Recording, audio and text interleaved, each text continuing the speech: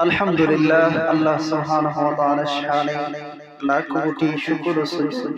যে আল্লাহ সুবহান মহিয়ান ওয়ালিয়ান সর্বশক্তিমান, যেই মহান মালিক প্রতি সপ্তাহের ন্যায় জুমার নামাজ পড়ার উদ্দেশ্যে আমাদের সকলকে মসজিদে আসার, বসার, কোরআন সুন্নাহর আলোকে কিছু কথা বলার, শোনার তৌফিক টুকুন দান করেছেন। এজন্য আল্লাহ তাআলার দরবারে কালিমাতুশ শুকর আদায় করি। সকলে বলে আলহামদুলিল্লাহ। লাখ কোটি দরুদ আর সালাম ইমামুল মুরসালিন খাতামুন নবিয়্যিন মুহাম্মদুর রাসূলুল্লাহ সাল্লাল্লাহু আলাইহি ওয়াসাল্লাম। সম্মানিত মুসল্লিয়ানে কেরাম, আজকে আমরা যে বিষয়ে আলোচনা করব সেটা হলো মেরাজুন নবী সাল্লাল্লাহু আলাইহি ওয়াসাল্লাম। আল্লাহ রাসূল সাল্লাল্লাহু আলাইহি ওয়াসাল্লামের মেরাজ সম্পর্কে আলোচনা করব ইনশাআল্লাহ।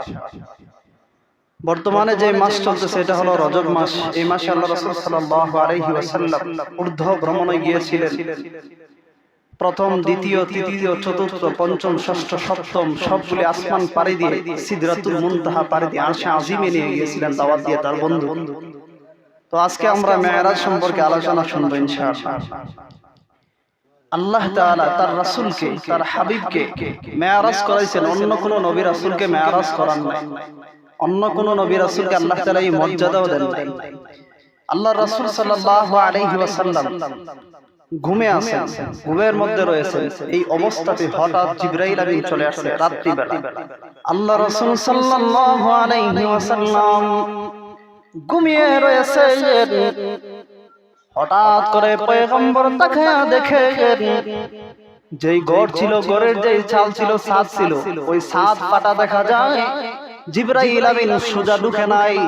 মেরাজের রজনীতে জিবরাইল আমিন পয়গম্বরের ঘরে আসার পর আল্লাহ রাসূল সাল্লাল্লাহু আলাইহি ওয়াসাল্লামকে জাগ্রত করলেন। পয়গম্বরকে সালাম দিলেন, ইয়া রাসূলুল্লাহ, ইয়া হাবিবাল্লাহ, আমার সাথে চলেন। শুধু জিবরাইল আমিন নয়, কিতাবের মধ্যে পাওয়া যায় দুইজন অথবা তিনজন ফেরেশতা এসেছিল ওই মেরাজের রজনীতে। দুইজন অথবা তিনজন, দুইজন ফেরেশতা আসার পর আল্লাহ রাসূলকে ঘুম থেকে তুললেন। জাগ্রত করার পর পয়গম্বরকে ঘর থেকে আপনার মসজিদে হারামাইন বাইতুল্লাহতে নিয়ে গেছেন, কাবাতে নিয়ে গেছেন। কাবা শরীফের কাছে নিয়ে যাওয়ার পর আল্লাহ রাসূল সাল্লাল্লাহু আলাইহি ওয়াসাল্লামকে সেখানে সিনাচাক করছেন। মানে আমাদের বর্তমানে বিজ্ঞানীরা যেমন ওপেন হার্ট সার্জারি করে না, ঠিক ওই বিজ্ঞানীরা এটা থেকে গবেষণা করে বের করছে যে মানুষের ভিতরটা সবটা বাইরে রইলো, কলিজাটা বাইরে করলো, মানুষ জীবিত থাকবে। আজ থেকে হাজার হাজার বছর আগে আল্লাহ রাসূল সাল্লাল্লাহু আলাইহি ওয়াসাল্লামকে ওপেন হার্ট সার্জারি করছেন আল্লাহ তাআলা জিবরাইলের মাধ্যমে। সুবহানাল্লাহ। আল্লাহ রাসূল সাল্লাল্লাহু আলাইহি ওয়াসাল্লামের হৃদয়টাকে, কলবটাকে বের করে স্বর্ণের একটা পাতিল আনা হয়েছে, হাদিসের মধ্যে আসছে। ওই পাতিলের মধ্যে হিকমত এবং বরকত এগুলো ছিল। আল্লাহ রাসূল সাল্লাল্লাহু আলাইহি ওয়াসাল্লামের হার্টকে, আল্লাহ রাসূল সাল্লাল্লাহু আলাইহি ওয়াসাল্লামের হৃদয়কে, কলবকে সেখানে রাখার পর জমজমের পানি দিয়ে ধৌত করতেন। সুবহানাল্লাহ। হাদিসের মধ্যে আসছে। তো রাসূল সবকিছু দেখতেছেন, তারপর আবার রাসূলের ভিতরে ঢুকায় দিবেন, ঢুকায় আবার রাসূলকে একত্রিত করে দিবেন। সুবহানাল্লাহ। আল্লাহ তাআলা হুকুমে হয়েছে। তারপর আল্লাহ রাসূল সাল্লাল্লাহু আলাইহি ওয়াসাল্লামকে দিয়ে চলে গেছেন মসজিদে আকসাতে। তখন একটা বুরাক আনা হয়েছে। বুরাক, বারকুন থেকে বুরাক, এটা বিদ্যুতের গতিতে চলে যে বাহনটা ছিল আল্লাহ রাসূল যেটা দিয়ে মেরাজ করছে। তো একটা বাহন আনা হয়েছে, সাদা একটা বাহন, এত বেশি বড় না, এত ছোটও না। তো আনার পর ওই বাহনের মধ্যে উঠবে, বাহন মাঝে মধ্যে লড়াচড়া করছে। তারপর জিবরাইল আমিন বললেন, হে বাহন, তুমি জানো আজকে কে তোমার উপরে উঠবে? ইমামুল মুরসালিন খাতামুন নবিয়্যিন সরকারে দু আলম, দু জাহানের বাদশা মুহাম্মদুর রাসূলুল্লাহ সাল্লাল্লাহু আলাইহি ওয়াসাল্লাম তোমার উপরে উঠবে, সাবধান। তখন বুরাক থেমে গেছে। আল্লাহ রাসূল সাল্লাল্লাহু আলাইহি ওয়াসাল্লামকে জিবরাইল আমিন নিয়ে, জিবরাইল আমিন সামনে উঠছেন, মাঝখানে আল্লাহ রাসূল, তারপরে মিকাইল আলাইহিস সালাম। উঠার পর রওনা হয়ে গেছেন। কোরআনের মধ্যে আল্লাহ বলছেন যে মসজিদে হারামাইন থেকে মসজিদে আকসাতে আল্লাহ রাসূলকে নিয়ে গেছে মেরাজের রজনীতে। সূরা বানী ইসরাঈলের প্রথম আয়াতে আল্লাহ তাআলা এই কথা বলেছেন। আল্লাহ বলেন, সুবহানাল্লাযী আসরা বিআবদিহি লাইলাম মিনাল মাসজিদিল হারাম ইলাল মাসজিদিল আকসাল্লাযী বারাকনা হাওলাহু লিনুরিয়াহু মিন আয়াতিনা ইন্নাহু হুয়াস সামিউল বাসীর। আল্লাহ তাআলা বলেন সুবহানাল্লাহ।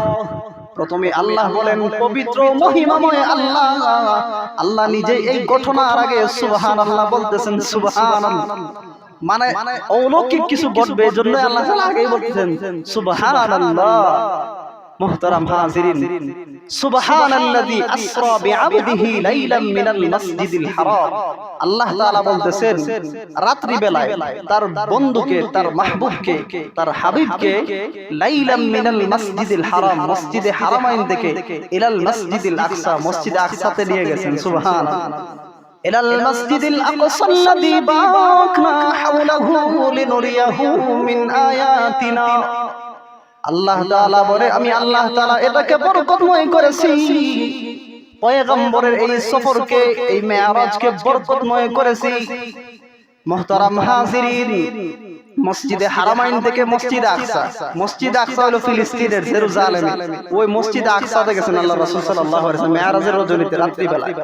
আল্লাহ নিজে কোরআনে আয়াতে বলতেছেন।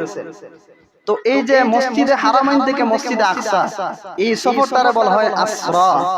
এই এতটুকু এক মাসের রাস্তা চিন্তা করেন, কিন্তু আল্লাহ তাআলা রাত্রি কিছু অংশ লাগছে, কিছু সময় লাগছে, সবগুলা পারি দিয়েছেন। সুবহানাল্লাহ। এগুলো আমাদের চিন্তার বাহিরে।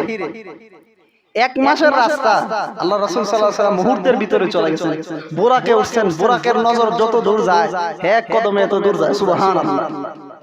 জমিন থেকে আসমান পর্যন্ত যত দূর এক কদমে এত দূর যাইতে পারে। সুবহানাল্লাহ।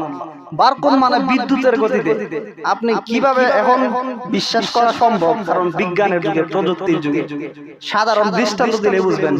বর্তমানে আমরা যে কারেন্টের সুইচটা দেওয়ার সাথে সাথে 1,86,000 মাইল দূরে চলে যায়। একটা মানুষের তৈরি একটা বিদ্যুতের পাওয়ার যদি এমন হয়, তাহলে আল্লাহ তৈরি বুরাকের পাওয়ার কিরকম হইল এটার দিকে অনুভব করা যায়। 1,86,000 মাইল যায় বিদ্যুতের সুইচটা দেওয়ার সাথে সাথে, বিদ্যুতের এত গতি, তাহলে আল্লাহ তৈরি বাহনের কত গতি হইব এটার দিকে অনুধাবন করা যায়। সুবহানাল্লাহ। ওই বুরাক দিয়ে রাসূল মসজিদে আকসাতে গেছে। মসজিদে আকসাতে যাওয়ার পর আল্লাহ তাআলা সমস্ত নবী রাসূলদেরকে মসজিদে আকসাতে উপস্থিত করলেন। আল্লাহ রাসূল সাল্লাল্লাহু আলাইহি ওয়াসাল্লাম সেখানে গিয়ে 2 রাকাত নামাজ পড়াইলেন। আল্লাহ রাসূল মসজিদে আকসাতে যাওয়ার পর সমস্ত নবী রাসূলগণকে আল্লাহ তাআলা উপস্থিত করলেন মসজিদে আকসাতে। পয়গম্বর ইমামতির মুসল্লায় দাঁড়ায়া গেছেন, 2 রাকাত নামাজ পড়াইলেন। আল্লাহ তাআলা সমস্ত নবী রাসূলদেরকে বুঝায়া দিলেন, হে নবী রাসূলগণ, আমি আল্লাহ তাআলা আমার বন্ধুকে, মাহবুবকে ইমাম হিসাবে, তোমাদের সকলের নেতা হিসাবে পৃথিবীর মধ্যে পাঠাইছি। ইমামুল আম্বিয়া বানায়া, ইমাম বানায়া, তোমাদেরকে মুক্তাদি বানায়া পৃথিবীর মধ্যে পাঠাইছি। সুবহানাল্লাহ। রাসূল এখানে গিয়ে 2 রাকাত নামাজ পড়ছে। তার আগে বুরাক ধরে বান্দা হইছে, বান্দার পর তারপর নামাজ পড়ার পর তখন বুরাকের মধ্যে উঠছে। তো আল্লাহ রাসূল সাল্লাল্লাহু আলাইহি ওয়াসাল্লাম বুরাকের মধ্যে উঠছেন, চলে যাবেন। জিবরাইল আমিন সামনে বসছেন, আল্লাহ রাসূল মাঝখানে, তার পিছনে মিকাইল অথবা ইসরাফিল যে কোনো একজন ফেরেশতা হবে। বসার পর চলতেছেন, তখন আল্লাহ রাসূল সাল্লাল্লাহু আলাইহি ওয়াসাল্লামের নাকের মধ্যে খুশবুর ঘ্রাণ লাগতেছে। মিশকি আম্বরের চাইতে সুন্দর গান নবীর নাকের মধ্যে লাগতেছে। মুহতারাম হাজিরিন, আল্লাহ রাসূল সাল্লাল্লাহু আলাইহি ওয়াসাল্লাম জিজ্ঞাসা করলেন, এরে জিবরাইল, আমার নাকের মধ্যে কিসের ঘ্রাণ লাগতেছে? এত সুন্দর খুশবুর ঘ্রাণ, এটা কোথা থেকে আসতেছে? জিবরাইল আমিন নবীকে জবাব দেন, ইয়া রাসূলুল্লাহ, ইয়া হাবিবাল্লাহ, পয়গম্বর, এই যে ঘ্রাণ আপনার নাকের মধ্যে লাগতেছে, ফেরাউনের বাড়িতে একজন কাজের মহিলা ছিল, মা সেতা, যার নাম ছিল। ফেরাউনের বাড়িতে ওই মহিলা কাজ করতেন। পয়গম্বরে আরবি ওই মহিলার কবর থেকে, ওই মহিলার কবর থেকে এই সুঘ্রাণ আসতেছে। সুবহানাল্লাহ। এটার একটা ঘটনা আছে, হাদিসের মধ্যে আছে। ফেরাউনের বাড়িতে যে মা সেতা কাজ করতো, আল্লাহ তাআলা কে কোথায় কাজ করে এটা দেখে না। ফেরাউনের স্ত্রী জান্নাতি হয়ে বসেছে, অথচ সারা পৃথিবীর মানুষ জানে ফেরাউন কত বড় নাফরমান ছিল, কত বড় জালেম ছিল, অথচ তার স্ত্রী জান্নাতি হয়ে বসেছে। মুহতারাম হাজিরিন, চিন্তার বিষয়, তার ঘরে কাজ করে সে জান্নাতি। নবী মেরাজের রজনীতে জান্নাতের খুশবুর ঘ্রাণ পাইতেছে। সুবহানাল্লাহ। তখন ওই মা সেটা সে কাজ করতো ফেরাউনের বাড়িতে। কাজ করতে করতে তার ফেরাউনের কোনো ছেলে সন্তান ছিল না। সে একটা মেয়ের নিচে পালক হিসাবে ওই মেয়ের চুল আশ্রয় দিতেছে চিরুনি দিয়া। সে মা সেটা, সে তো কাজের মহিলা, আশ্রয় দিকে চিরুনিটা হাত থেকে পড়ে গেছে। হাত থেকে পড়ার পর সে বিসমিল্লাহ বলে সেটা চিরুনিটা উঠাইছে। সুবহানাল্লাহ। যখন বিসমিল্লাহ বলে উঠাইছে তখন ফেরাউনের মেয়ে কইতেছে, আমার বাবা কি রব না, আমার বাবা কি খোদা না, তুমি কোন রবের নাম নিছো? ফেরাউন কিন্তু নিজের খোদা দাবি করতো। কোরআনের মধ্যে আছে 30 নম্বর পারাতে, আনা রব্বুকুমুল আলা, এ বলে খোদার খোদা, নাউজুবিল্লাহ। খোদার বড় খোদা বলে চিন্তা করেন, এই কথা কইতো কোরআনের আয়াতে, আনা রব্বুকুমুল আলা, ফেরাউন কইতো। তো মা সেটার যখন চিরুনি পড়ে গেছে হাত থেকে তুলছে বিসমিল্লাহ কইরা, ফেরাউনের মেয়ে কইতেছে, আমার বাবা কি খোদা না, তুমি কোন খোদার নাম নিছো? তুমি কোন খোদার নাম নিছো? তখন মা সেটা জবাব দিতেছে, আমি যে রবের নাম নিছি, যে খোদার নাম নিছি, তিনি আমার রব, তোমার রব, তোমার বাবার রব, কুল কায়নাতের রব, সমস্ত মাখলুকাতের রব, কুল কায়নাত যিনি সৃষ্টি করেছেন সেই রবের নাম আমি নিছি। সুবহানাল্লাহ। তখন এই ফেরাউনের মেয়ে দইরা বাবার কাছে গেছে, গিয়া কইতেছে, আপনি কি খোদা না নেই? আমরা কাজের মহিলা দিয়ে আরেক খোদার নাম নাকি? যখন এইভাবে বিচার দিছে তখন ফেরাউন রাগান্বিত হয়ে গেছে। সে তো জালেম শাসক ছিল, রাগান্বিত হয়ে সারে কইলো, তুমি কি আমারে খোদা মারো না? ওই মা সেটারে কইতেছে কাজের মহিলারে, না আমি তোমারে খোদা মানি না, আমার খোদা তো তিনি যিনি তোমারও খোদা আমারও খোদা, সমস্ত কুল কায়নাতের খোদা যিনি, তাকে আমি রব মানি। তখন ফেরাউন বলল কি, ফেরাউন অর্ডার দিয়েছে মা সেটাকে গরম তৈলের মধ্যে ফেলে দাও।